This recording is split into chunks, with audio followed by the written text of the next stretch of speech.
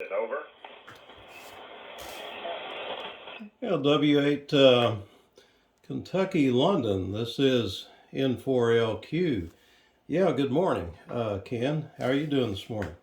Okay, real good. The power is adjustable on the 890s. The power is adjustable from what 5 to 100 watts. Is that correct? Yeah, I believe that's true. I've got it set for 100. I'm just running barefoot. This is not wired into the amplifier, Ken. But anyhow, I just got the camera going here. I'm doing a video on it, and I thought, well, I'll go ahead and do this and then upload it to YouTube, and that way you can hear yourself. And I'm using the MC60 mic right now. Over. Wow, sounds great. Do you have the? I'm impressed. You have very good audio, and the MC60. A lot of people say it sounds like junk, but that sounds very good to me. Over. Oh, I've never heard anything bad about it. It's a dynamic mic, cardioid pattern, I believe, and that's what's required for a desk mic. And let's see, it's been around for many, many years. I think they just took them off the market and replaced it with, and that MC90. The MC90 is like some ridiculous price, and it's just a dynamic mic. So you can take a dynamic mic and use the EQ and pretty well make it sound like just about anything you want. So yeah, I'm gonna, while you're talking, I'll sit here and push a few buttons and try to do a demo on a couple of things. W8KL, yeah, N4LQ. Go ahead. Okay, Steve. Well, this is a 2000 that you're hearing from the other end, and I have my antenna is a 2-element Mosley, and it's here we go. Got it in the wrong position. My meter. I need to get a good SWR bridge. I have the old Kenwood SWR bridge, but I think it's reading faulty. It keeps reading high SWR when the radio itself reads a low SWR. And I know my antenna is a lot better than what this meter's reading. But I get out, I work good. I probably will try to work something with that microphone too. Then it sounds very good. I had one in the past, and all I got was mushy audio reports, but I was using it with a 940 and a 950, and there was no equalization, adjustments on those radios. So this one there is. It's just low, medium, and high, I think. I think that one might have even a fuller bandwidth, I'm thinking. I printed out some time ago, I printed out the little manual because when I talked to Leo at Kenwood, he said he was working off campus there, or off, whatever you call it, away from their business, and they had no access to that. I looked and see, you were right, I saw online what comes with it. I guess they give you a couple of fuses, and I think a plug. They may give you a DIN plug or something for the back to that linear plug-in. They might. There's something else they give you too. Yeah, it sounds real good. I'm impressed. So I don't know. It sounds like a very, very nice radio. That's all I was going to ask you. I have to adjust the power on it to drive the amp because the gentleman who worked on the amp made it to where I don't need 100 watts to drive it. So although a couple of times I'll admit that I had the rig here set on 100 watts and I was driving it, but I didn't blow it up, thankfully. But 65 to 70 watts does the trick. So back to you. Back to you, Steve. N4LQ. I didn't log this in. W8 Kilo Lima. Back to you. Okay, Ken, W8KL N4LQ. Very good. Well, you sound good. Are you on the D104? Yes, sir. All right, yeah. Well, a crystal mic has uh, the properties of being very clear, and this doesn't have a lot of lows, and that's typical of a crystal mic.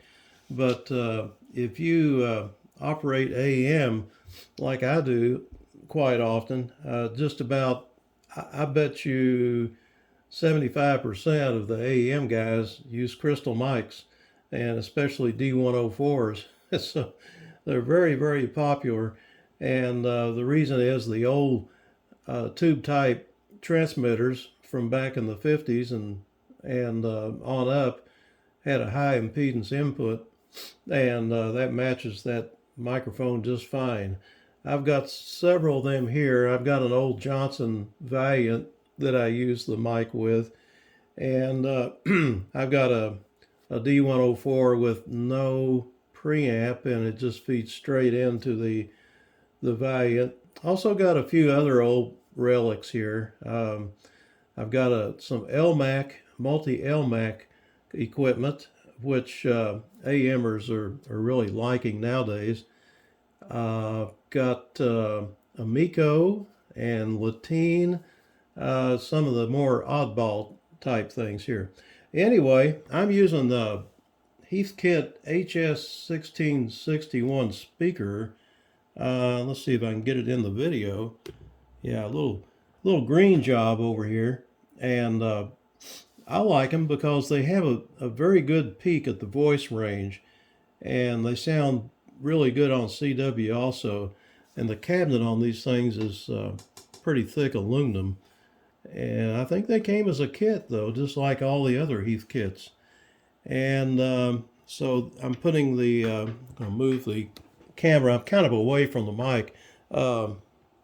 So getting the D104 in the video there so you can see it.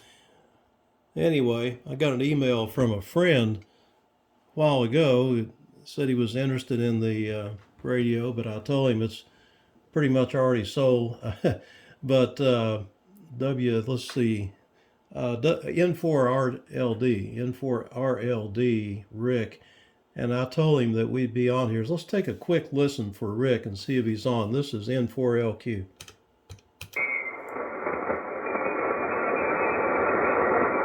Yeah, I guess not. Okay, well that's okay. He probably hasn't gotten the email yet. But anyway, I've pretty well. I did some changes on the S meter part up there. It can become a bar graph just by tapping on it, and the old-fashioned bar graph meter, and it shows power output and ALC and SWR all at once. And I'm using the end-fed half-wave antenna, and like I told you yesterday, it's up about 80 feet, and it resonates best around 7100. So I kicked on the antenna tuner and got a perfect flat SWR. So I guess that's pretty much the story. Oh, I am running the little MFJ power supply that I mentioned. I think it's a 40, what is that thing? A 4035 or something. It's 35 amp power supply, fits in the palm of your hand, and it doesn't produce a lot of hash or anything. There's some noise down below the broadcast band on 500 kilohertz that I can pick up from it, but even then it's not too bad. So I kind of like it. I've got a Astron 35 here that I used with this rig for most of the time, but the little switchers are pretty handy.